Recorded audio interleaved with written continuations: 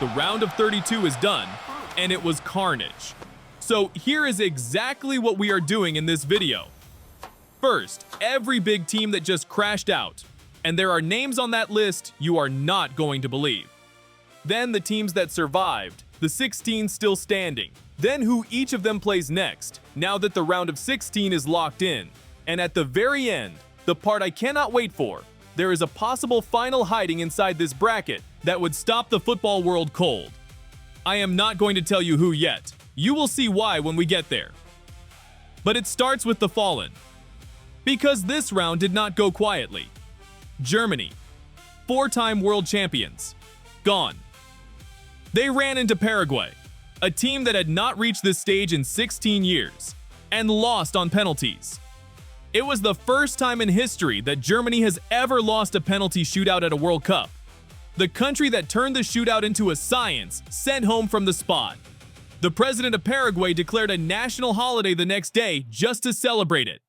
The Netherlands, one of the favorites, went out the exact same way. Penalties, beaten by Morocco. Japan had the lead against Brazil and let it slip away in stoppage time. Gone. Croatia, the team that reached the World Cup final just 8 years ago, knocked out by Portugal. And this one carries real weight, because it was almost certainly the last World Cup of Luka Modric of AC Milan.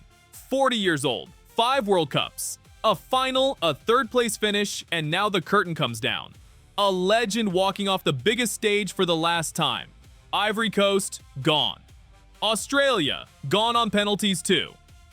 One by one, the giants and the dark horses started dropping. The Netherlands, one of the pre-tournament favorites, absolutely loaded, took the lead against Morocco and couldn't hold it. Morocco dragged them to extra time, then 2 penalties, and the Dutch missed when it mattered most.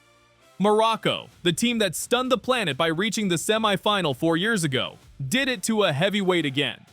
2 European giants both dumped out from the spot in the same round. Japan nearly pulled off a stunner of their own. They took the lead on Brazil and held it deep into the match. And for a good stretch, Brazil were staring down an all-time humiliation.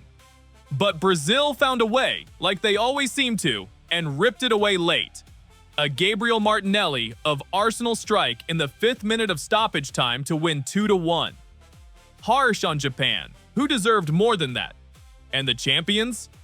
Argentina almost joined the graveyard.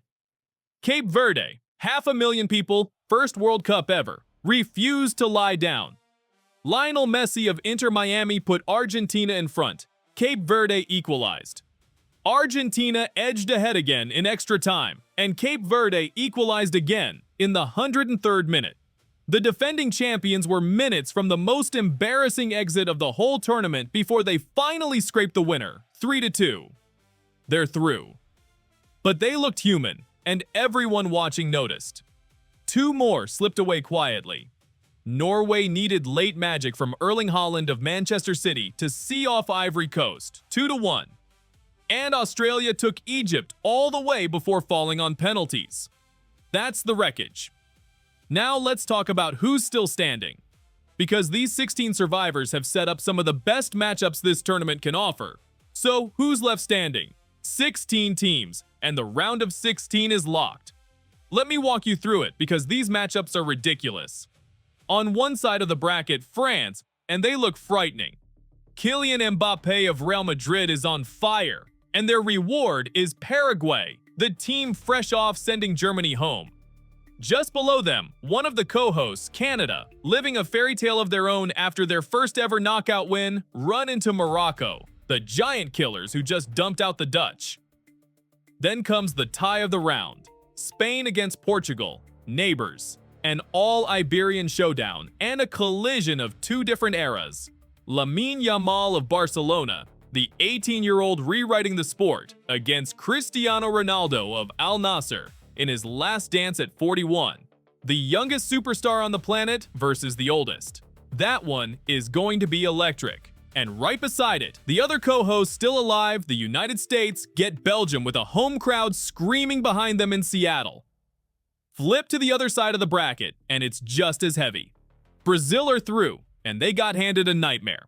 Erling Haaland of Manchester City and Norway, the very same Haaland who just knocked out Ivory Coast with a late winner. Then Mexico, still perfect, still unbeaten, host England at the Estadio Azteca. 100,000 people, one of the loudest stages this sport has. The champions, Argentina, take on Egypt, and Switzerland face Colombia, who have quietly been one of the most convincing teams in this entire tournament. Now, here's the part I promised you at the start. Look at where the two biggest names sit. France, top half. Brazil, bottom half. Opposite sides of the entire bracket, which means there is exactly one match, and only one, where they can ever meet, the final. Brazil versus France.